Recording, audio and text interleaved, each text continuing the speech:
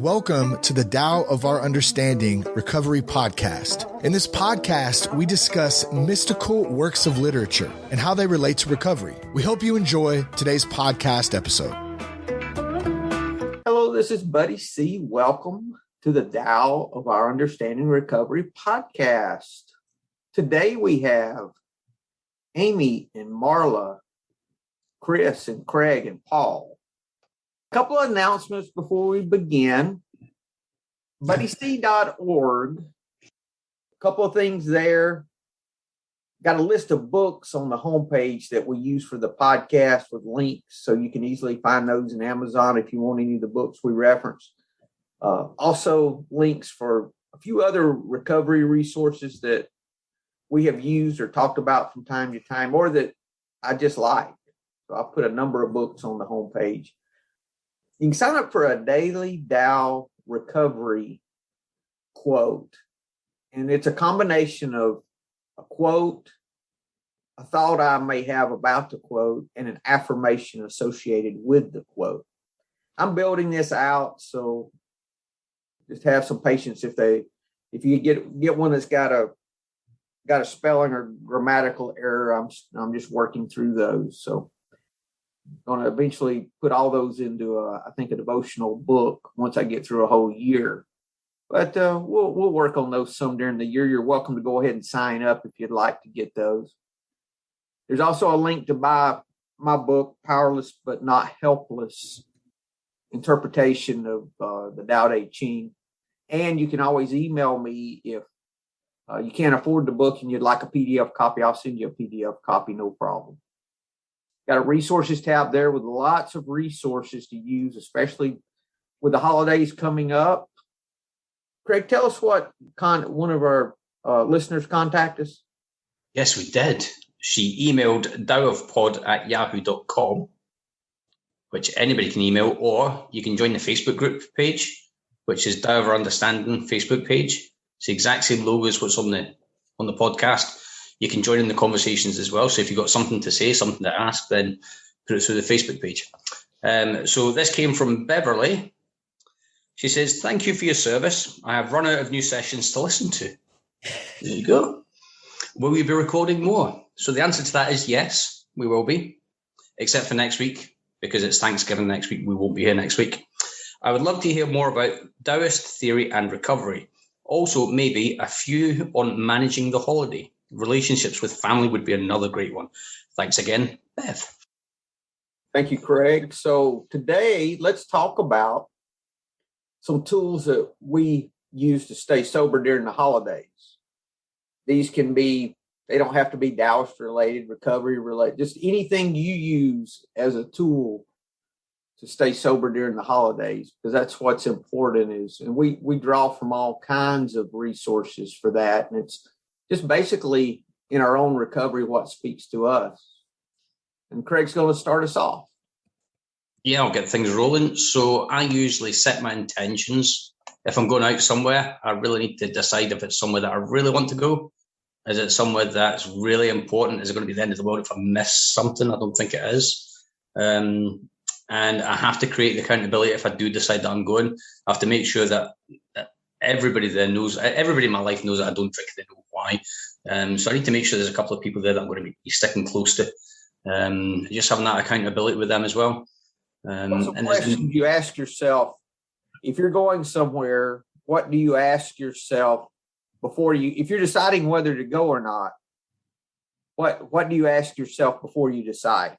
Why am I going? Why do I really need to go? Am I going to show face, or am I going to be the life and soul of the party? If I'm going to be the life and soul of the party, I'm going for the wrong reason. If I'm just going to check in with people and just catch up, have a good time, have a meal, then that's fine. I'll stay for that. I've done it previously. I'll stay for the meal, and then I'll bail out when it's drinks time. Yeah, when I hear the same story for the third time at a higher elevation, that's usually for sure time for me to get out of there. Yeah. When you're having to shout over everybody. Motives. Amy says motives. Mm-hmm. Well, what about that, Amy? How about expounding on motives a little? Well, just like Craig said, what are my motives for being there? Is it ego? Is it because I need everybody to see how great I'm doing? Or is it because I need to be reminded of how bad you're doing? Because that's all ego for me. It's, yeah. Am I trying to live vicariously through someone else there? I think is a big one too. So, yeah. Also, for me, with that same idea, Amy, is why am I going? What is going to be the primarily what's going on there? What's the primary function? Is everyone just going to drink? Then probably I don't need to go. If it's a family function where, it's not really alcohol, but alcohol's there and I'm in a good place spiritually, okay, then that's maybe a little different. But if the primary thing, if everybody's meeting at the bar for Christmas, that's probably not where you need to be. Mm-hmm. It's just not even enjoyable even. Yeah, that's good. What about the family member? What about Uncle Frank that sits in the corner of the room just nitpicking and haranguing everybody? How do you deal with him? If I'm ever squirrely or my suggestion, if someone is, there's always something to clean up at family events like that. There's always something to do, or go play with the kids. There's always some activity to occupy you so you don't have to sit and deal with that, if it's bothering you. And I thought everyone was obsessed with my drinking. No one cared if I drank or not. I was really surprised when I quit drinking. I thought it was going to be a big deal, but not hardly anyone even noticed.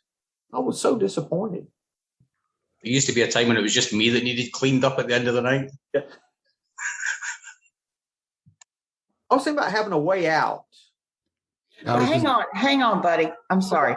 Well, it's interesting that you said nobody cared whether you drank or not, because I'm going to tell you right now, at family functions, it was always a big deal to see if Amy showed up all messed up or not, or how messed up was Amy going to be when she got there. So it was definitely noticeable when I showed up sober.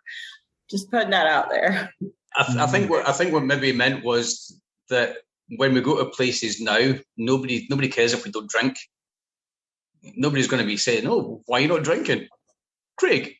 Why are you not drinking?" And I'm like, "Well, no, I don't have to come up with an excuse. I don't have to justify myself to anybody." We had it one time, and it did actually get quite uncomfortable for the guy that was asking the questions, because everybody else around me knew exactly where I was, and he kept pushing and pushing. I was like, "Well, I'm an alcoholic," and that was it. It was like, "So you wouldn't want to drink then?"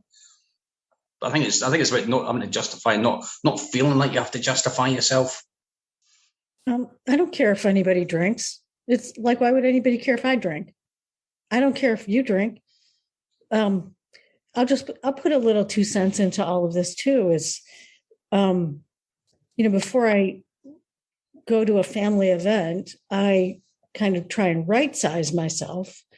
And one of the things I heard during my early years of recovery during a Thanksgiving Day meeting was, just remember, you're part of the family. You're not the family. And that kind of really stuck with me, because I needed to right size myself, because nobody in my family never saw me drinking or cared whether I drank or not. So right sizing myself, and also having a way out, like Buddy said, keep myself busy, have phone numbers in case, escape upstairs. I had all kinds of things to do if I was uncomfortable. But one thing I did do was, every time I made it through a holiday sober, I patted myself on the back. It was like, all right, I did it again. I did it. I can do it again. And every time I would build upon. So, now it's like 12 years later, I've been to 12 sober Thanksgivings. It's no big deal now. So that's part of my 2 cents, how I stay sober. This is page 85 in the big book. It says that this is talking about alcohol. We're not fighting it. Neither we're avoiding temptation. We feel as though we've been placed in a position of neutrality, safe and protected. We've not even sworn off. Instead, the problem's been removed. It does not exist for us. We're neither cocky nor we're afraid. That is our experience. That is how we react so long as we keep in fit spiritual condition. So if I'm in good spiritual condition, then it's not an issue for me. I need to make sure I'm very fit spiritually before I go to some of these functions, that if I have a function that's disturbing me in some way or I'm concerned about. Someone mentioned accountability. Call your sponsor, tell them you're going to this thing. Have someone you check in before you go and someone you check in with after you get home. That's a great way to do that. So don't call you from jail. Call you before. Just so I know. Yes. Before. Or go to a meeting. We can go to meetings anytime now. That resources page I told you about, it has all kinds of resources. 24-hour meeting we can go to anytime. Mm-hmm. Go to a meeting before you go to your function. If it's something you're decided you're going to, and if it's a family function where you feel you need to go and you feel okay, just if you want to bone up on your spirituality a little bit, go to a meeting right before you go. Sit and pray and meditate a little. So I like to, go ahead, Chris. Well, that's one of the things I do is I just go up to my room and relax, rest a bit if it's starting to get to me. And it really helps a lot. So just wanted to throw that in. It I can center myself again and get back into things a little later. Thank you, Chris. Amy? Yeah, so the spiritual condition thing, I've found in times past that I can do all the things and get ready, mentally, emotionally, spiritually, and then I get there. And my disease has a very different plan for me. And so all of a sudden I'm like, what the hell? I really thought it was okay. And I try doing the things, I'll pray, I'll call my sponsor, I'll do whatever I need to do. But, earlier you said a way out. For me, I always have to give myself permission to leave if and when I get uncomfortable, because then it becomes, for me, it comes back to ego. Who am I trying to prove something to? Am I trying to prove something to my disease that I'm bigger and badder than it? Because guess where that got me? Got me drunk every single time, right? And so, and sometimes it comes out of nowhere. I'll be having a good time and my disease loves that. And it's like, you're fine. And then all of a sudden it's like, nobody will know. Nobody will know. Nobody else is here. You don't have to tell anybody. Just go ahead, And so, again, it's making sure that I remember that I'm an alcoholic, and it's okay that I'm an alcoholic because I'm in recovery. As long as I don't drink, I got a shot at staying, no pun intended, a shot, at staying in recovery. But absolutely, something else is my sponsor helped me early on. A 2-hour time limit. I don't know what it is about me in 2 hours. I can probably do anything for 2 hours before the crazy start going. If I make it to the 2 hours and I'm doing all right, then I can stay a little bit longer. But at least then there's a beginning. Say it starts at 6 p.m. I'm out at 8.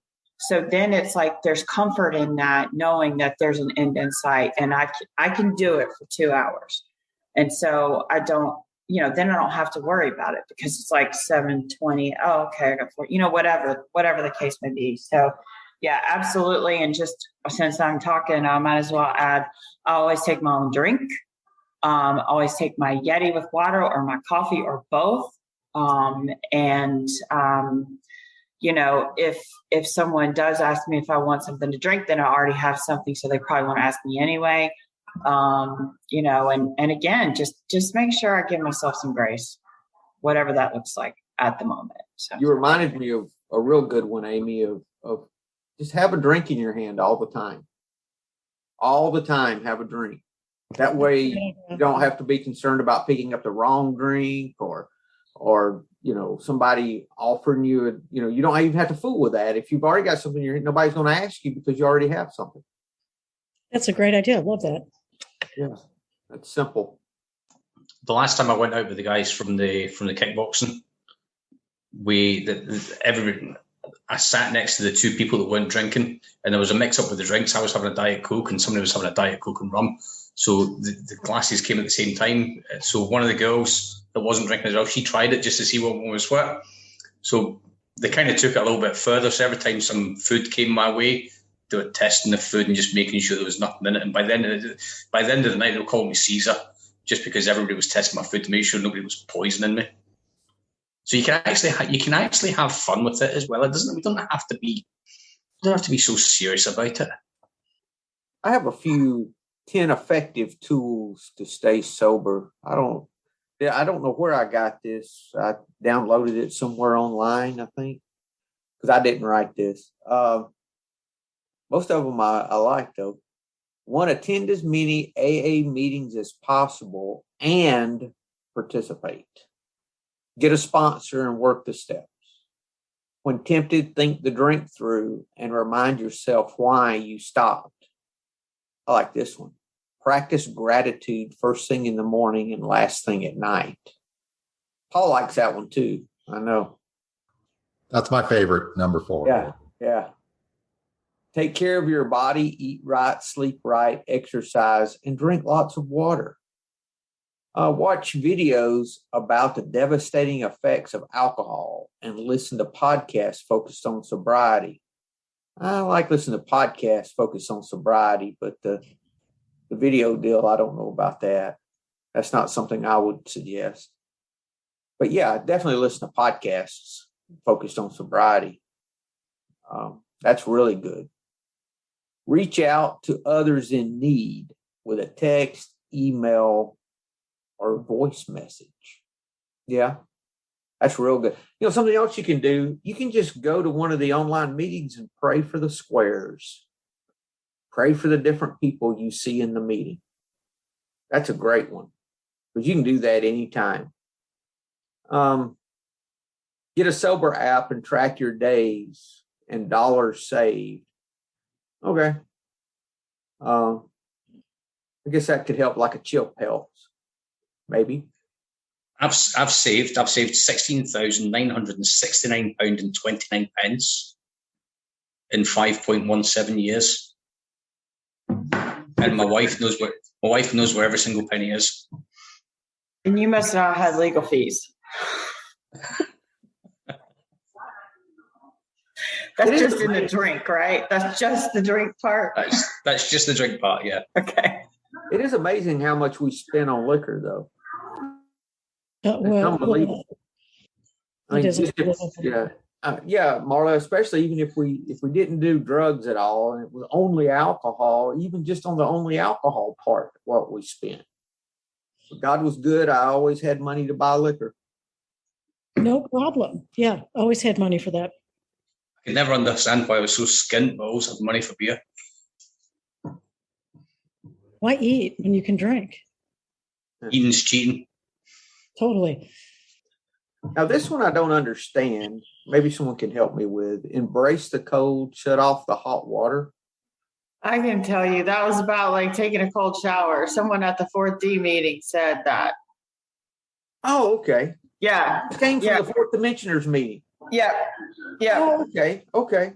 I had no idea. Okay, good. I would only do that if I were craving heavily. It's just step into a cold shower.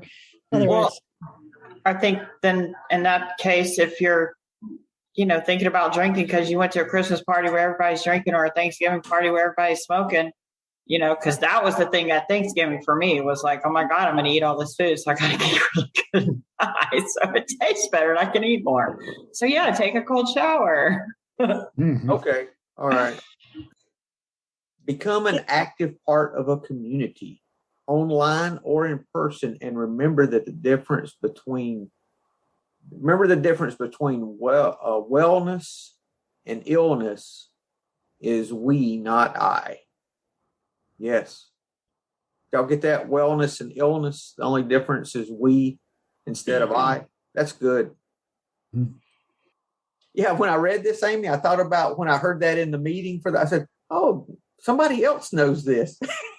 Somebody else said this, and it came from the meeting. Okay, yeah. That's good. Anything, what else, guys? What else y'all use to stay sober? What, any other resources? I really like the why am I there and having a way out. I would also add, I usually went with a lot of expectations about how people should behave. Don't have any expectations about how other people behave, because they're going to piss you off. They always have. They're not going to change, but you can change how you interpret what they say to you. So expectations, that's always been a tough one, not to have any now. Yeah.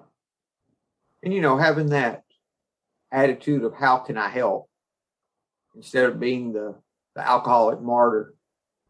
Yeah. You like that, Marla? The alcoholic martyr? Well, it suited me for such a long time. It really did. It suited me until it didn't anymore, but because nobody cares. Nobody cares. Whether my dad keeps always booze in the kitchen when we go over for New Year's. We call it Hogmanay. So the bells go and we go across to Dad's, and we used to sit and just drink all night. So he would keep he would have like a tray full of bottles in the kitchen. So I now stay out of the kitchen. I'll go across after midnight because we live just right across the road from my mum and dad. I'll sit on the couch with my mum. I'll have a cup of tea. My mum will make me a cup of tea just after midnight instead of getting me a drink. So we'll sit and have that cup of tea, but I'll stay away from the room that has all this stuff in it. And if I do have to go in there, I don't go in alone. It's almost like a little safety belt attached to me, but I try to stay away from where the stuff's getting served as well, so I can't be tempted. My mum always looks after me. She'll make me a cup of tea all the time. That's good. We have to know our limitations, and we all have them. None of us are immune. What is that? It's that's why it's alcoholism, not alcoholism. Mm-hmm. We have a daily reprieve contingent on the maintenance of our spiritual condition. Back to that spiritual condition again. Well, we're a drink away. Yes, no is an acceptable answer. Very good. Yeah. It's complete. That's good. I like the third one a lot. That's saved me a lot of times. Just think it through, and remember how I hated the hangovers. That usually works. My favorite on thinking the drink through, Chris. I don't know if you ever watched that show Rescue Me. Mm-hmm. Who's the guy that starred in that? That Dennis was alcoholic. Dennis Leary. Yes, Dennis Leary. He was sobering up, and he stood out in front of a liquor store, and he was walking in to get a bottle, and it shows him walking in, getting a bottle, going home, drinking it, popping some pills, going to the bar, picking up the gal, sex in the bathroom, getting in a fight, all that stuff. And then it shows him in front of the liquor store again, and just kept walking. He was thinking the drink through. He drank it all the way. He thought it all the way through. The bar fight, all the way to the bar fight. Yeah. Where it's passed out on the floor. Yeah. So, yeah, exactly. Think the thing through. Isn't that the program where his sponsor told him to meet him in the bar? Could have been. He went to meetings on the show. He went to meetings under a different name because he didn't want to use his real name in a meeting. I'm sure his sponsor told him to meet him in the bar just to tempt him. Okay. And he showed up at a meeting and somebody said, "You're not him. You're whoever. Why are you using another?" "I'm not doing that." That's a good show if you guys can catch it on somewhere. It's good. We got time to finish this story, you think?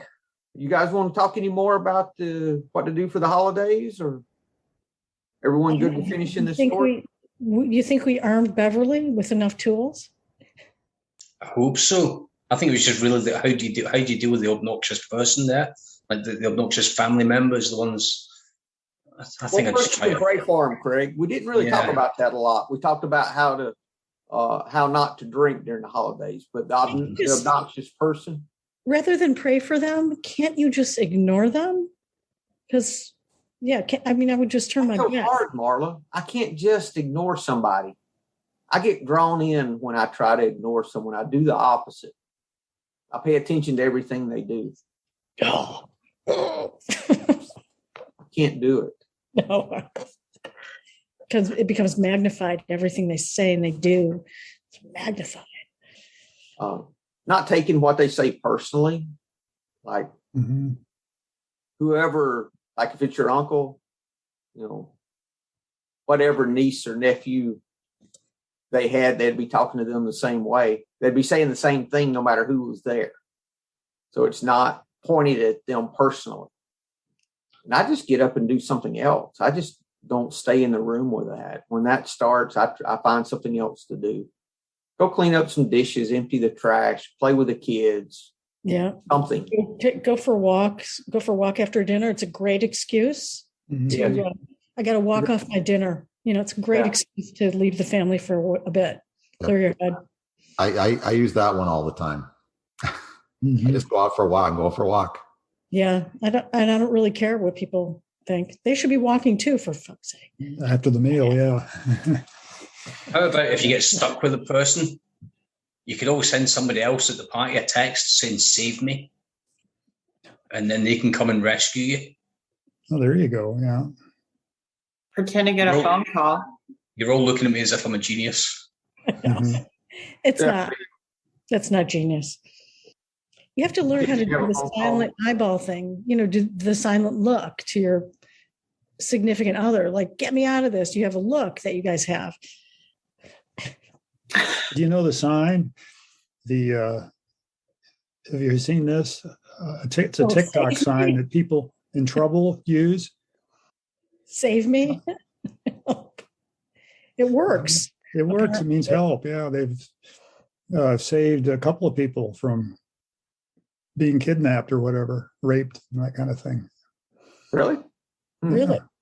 Yeah, it just happened like a week or two ago. This young girl was in a car and she was making this signal in the back, and somebody was driving by and actually knew what that signal meant and called the cops, and she was saved. She was being kidnapped. I'm not a big TikTok. I don't even know. Anybody that's listening to this, if you want to know what the sign is that Chris is doing, you have to join the Facebook page, because we actually upload this video to the page so you can see what Chris is doing. Anyways. Yeah. Just find something. Do something else. That person's not controlling you. You can go and do. You don't have to be roped into their conversation. No. You've never had. Certainly don't have to escalate it either. That's one of the ways you can get into trouble. Is I was trying to get your point across when it really isn't being welcomed. Getting into the wrong debates, that kind of thing. Yeah, just agree with them. Yeah, or empathize with them. They've got their viewpoint, and there's a reason for it. Maybe there's something to be learned by listening to what they're saying, and maybe asking questions rather than trying to impose your viewpoint on it. So yeah, I think that's good, because sometimes you get the ones that just want to just sit and cause an argument. What's the Taoist verse where you can't argue with somebody you can't fight with somebody if you're not fighting? Yeah, something. Well, there's a Course in Miracles one about that when I defend, I'm inviting attack. Yeah. It's that same idea.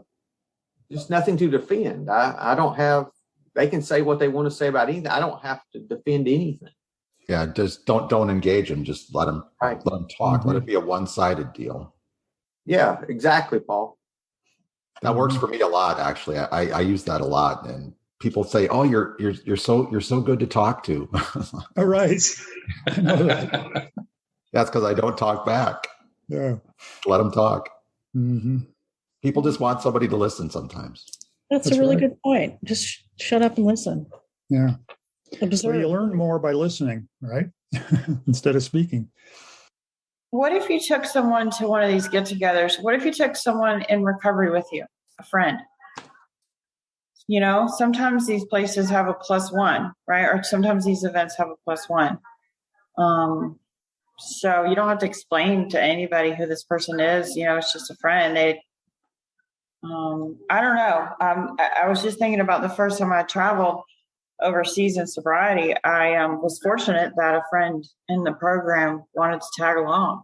And because that was one of the things I thought I was never going to be able to do, was get on a plane and fly for 8-9 hours and then get off the plane, you know, in Paris, France, and not be able to drink the whole entire bar of wine. You know, so yeah, absolutely. Take a friend.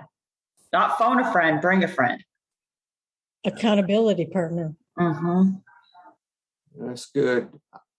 You can also ask I used to have a party I had to throw for a nonprofit I was involved with every December for Christmas, but it was like a volunteer appreciation thing. And we had an open bar. Actually, I paid for an open bar for them. But I'd ask the bartender to put me on a pot of coffee. And, you know, so I'd have coffee ready. So I just drank coffee during the evening and let them drink. But that was, you could do that. You could even have someone there that knows if you've got a close friend there, or someone, if you can't bring someone that's in the program, maybe have a close friend there that, you know, if they know you're an alcoholic, that's a level of accountability too. I think the good thing about doing that as well is it shows other people that it's okay to have a coffee. You're under absolutely no obligation whatsoever to go and have, because there may be other people there that are struggling worse than we are. So I think it just kind of gives other people a bit of encouragement as well. I love going to my mum's at these times when, you know, they're all drinking. I was like, I'll have a cup of tea, and then somebody else will say, "Do you know what? That's a good idea. I'll have a cup of tea as well." And then before you know it, you're on tea duties for the rest of the night, which it's good. But it just gives other people that bit of courage. Yes, Amy, it's about somebody else, not me. Yeah, I think you can be a good influence. You go out with friends to a restaurant, you don't order a drink, then quite often they won't either, and that could be a good thing. Yeah, you never know what somebody else is struggling with. Yeah, good. Yeah, I got to say this has been a good so far, great for me, because I haven't really gone through that many holiday things being sober, particularly with the COVID thing in the middle there. So I haven't really considered the ramifications well enough, I think. That's good. I'm glad we're doing it. There's probably a lot of people, anyone that got sober during COVID, this is their first round with the holidays, isn't it? I hadn't even thought about that. Right. Yeah. That'd be a good topic at the 9 o'clock. And everybody remembers their first. My first, when I first abstained from drinking was in September, and then Thanksgiving was a couple months later. And I remember, God, that was white knuckling it, and just really had a hard time with it. That first one. Chris, we'll talk about this on Sunday. We're going to be talking about this on Sunday. Okay, great. Yeah, that's a good idea. Yeah. Yep. Perfect. Yeah, perfect. Right. I got to be thankful, though. My family is not, there aren't very many hard drinkers. So it's, if any, so I've been thanking myself for that, or thanking whatever, the higher power for that. Yeah. You know, for me, if I'm at an event and all that, my head starts going, I have to get busy at something. If I get busy doing something, then I'm normally okay. And even now, I don't recall the last time that I was actually bothered by alcohol, but it was well before the pandemic. But it can happen at a moment's notice, no matter how much sobriety you have. It doesn't matter. But yeah, if I just get busy, I can work my way through and call somebody for sure if the monkeys are turning. I think as well this time of year as well, we need to be cautious because I don't get cravings as in I need to have a drink. I don't get that bang, this is it. It's more of a subtle, these guys look like they're having a really good time, Craig. Why didn't you try and have a good time with them? So I need to look out for those subtle hints that this addiction's kind of thrown my way. It's kind of a sneaky craving. So I just need to make sure that I'm on the ball and just recognizing it for what it is. Because you know what? Maybe it does sound like a good idea, but it's really a stupid idea in disguise. Mm-hmm. Yeah. For me, it's the color of whatever they might be drinking. Boy, if they have a pretty looking wine, it's really, I don't know why, it just gets me. Or a good splash of whiskey, that's really a pretty color. And a beautiful IPA. Yeah. Beautiful. The foam, the head, Yeah, that's like Buddy here in the ice in the glass, right, Buddy? Yeah. Yeah, but I have to think that through. What I want is not in that bottle or not in that glass. It was a once upon a time. Well, it wasn't even that. I romanced it, and I think that's what I mean. Back, I think of it a lot more as a lot more of a relief than it really was. Because if it really was, I would still be there. I forget the misery that's involved with that. I'll just throw out one more general thing that really helps me, especially this time of year, is I got to go out and find someone to help. There's so many opportunities around the holidays. I mean, you should do it all year round, not just at the holidays, but at the holidays, there's always organizations that are looking for help, volunteer help. And, I think especially if you're looking for something to do, because I know the idle time, that was the worst time, especially early in recovery. So if you're looking, especially if this is your first holiday sober, go see if you can help someone, even if it's just, I know when I was a kid, my dad used to stress that. He's like, there's an old lady that lives down the street. She needs her driveway shoveled. And, why don't you boys go do that? Or take her some cookies or whatever, just little things. I find myself drawing on that stuff I learned as a kid that I just kind of forgot over the years as I got more self-centered and only cared about myself during my addiction. So I'm just rediscovering that helping people, it's a way for me to stay sober and feel like I'm contributing. Very good, Paul. Thank you. That's good. Yeah. It's all, again, it's like about right sizing ourselves and not being the center of everything, of our own selves either. So this is a great time to give time if you have it. Mm.